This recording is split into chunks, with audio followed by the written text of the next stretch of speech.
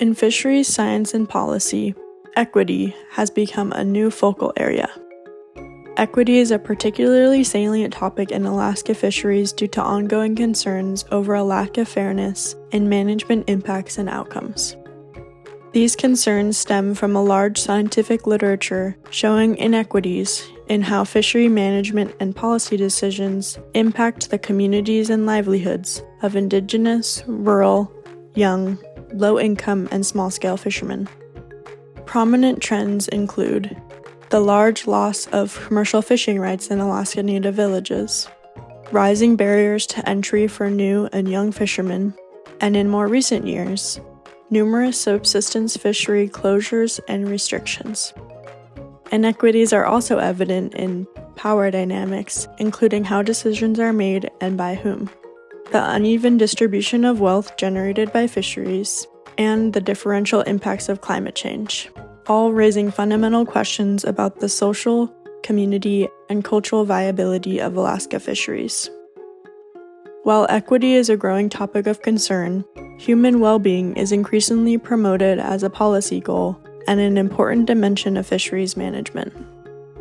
However, well-being remains vaguely defined, often by broad assumptions that privilege some values, voices, and priorities over others. For example, Western approaches to well-being typically measure income, employment, and population, as well as fishery metrics like seafood landings and infrastructure. But for Indigenous communities, self-determination, cultural continuity, and continued access to traditional lands, waters, and foods are central to well-being. In our research, equity and sovereignty, including food sovereignty, feature prominently in Alaska Native conceptions of well-being. Food sovereignty is more than access to enough food. It is the right to have culturally appropriate food and the freedom to dictate one's own choices. Food sovereignty is inclusive of the cultural responsibilities and relationships that Indigenous people have with their environment. It includes efforts to restore these relationships and assert control over their own well-being. Food sovereignty cross-cuts many dimensions of well-being that are often underaccounted for in Western fishery science and management.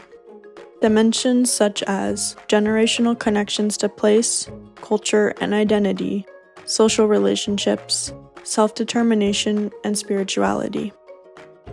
Focusing on sovereignty and other underaccounted-for dimensions of well-being can improve fishery management outcomes and objectives by illuminating less visible impacts and accounting for the diversity of needs, practices, and values linked to fisheries. This is especially important for Indigenous communities that have not been well served in the past and current fishery management processes and outcomes. It is well understood that fisheries are part of complex and changing ecosystems. The social and cultural dimensions of fisheries are just as complex and incredibly important to well-being.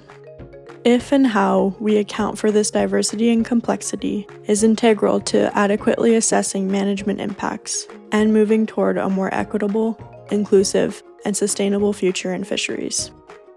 Koyana, Masicho, Gunashish, Chenan, and thank you for tuning into our series on science, well-being, and sovereignty.